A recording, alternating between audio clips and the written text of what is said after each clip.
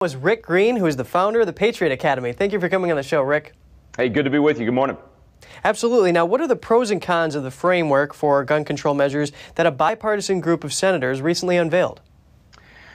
Well, you know, the devil's in the details, so we don't know yet until we see the actual specifics that they're proposing. It's all hypothetical at this point and conceptual, but I would say very few pros and a whole lot of cons. Nothing that they're proposing so far that we've seen in the evidence actually saves lives. It's really taken the wrong approach, but there are cons. It's a very slippery slope. It gets rid of due process. There are already things in the law that allows you to deal with a mentally ill individual, to stop someone if you already have a sign, if they've actually threatened someone. So the things they're actually proposing, I think, are bad ideas for the Constitution, and it's also bad for federalism because the federal government shouldn't be doing this in the first place. This is a police power for state and local government. So, Rick, you mentioned that the laws already provide the avenues to curtail these sort of problems that we're having in these mass shootings. Why aren't those being utilized? Well, too often the threats are ignored. Too often people don't want to deal with the situation. Schools ignore sometimes these threats. But here's the thing. Most people are trying to stop this on the front end, somehow know that somebody's going to do something a week from now, a month from now.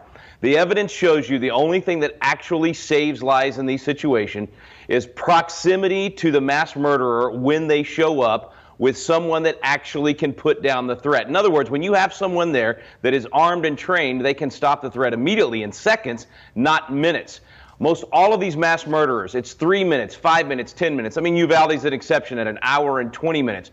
If you had had a sheepdog with a firearm, able and trained to stop the threat in seconds, then all the headlines would be like West Virginia. Remember what happened in West Virginia the day after Uvalde? Bad guy comes in, wants to kill 40 people with an AR. Sheepdog with a ponytail, this lady takes out her firearm and stops the threat in seconds. The only person dead that day was the bad guy that wanted to kill people. That's the way it should be. That's why we need more trained citizens with firearms to stop the threat. So in your view, are there any reasonable gun control measures that the Senate could consider that would save lives as well as protect the rights of law-abiding citizens?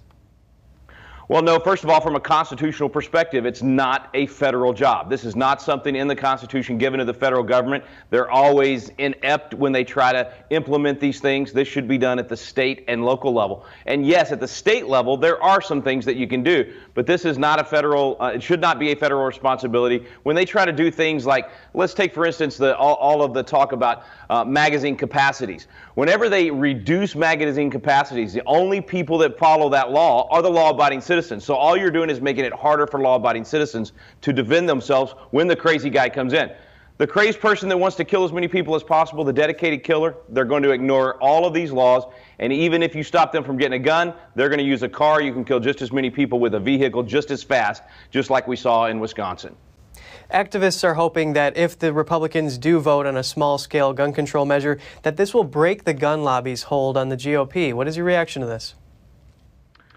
Well, I think when we say gun lobby, are we talking about citizens that want to defend themselves? If that's the case, then you're talking about hundreds of millions of citizens. Most people understand the right of self-defense, and I don't think they have a hold on either party. I think we see Republicans that are willing to do gun control, a few, very small handful of Democrats willing to stand up for the Second Amendment. So hopefully we have people in both parties that are willing to stand up for the Constitution. I don't think any measure in Washington, D.C. is going to, quote-unquote, break the hold on either party.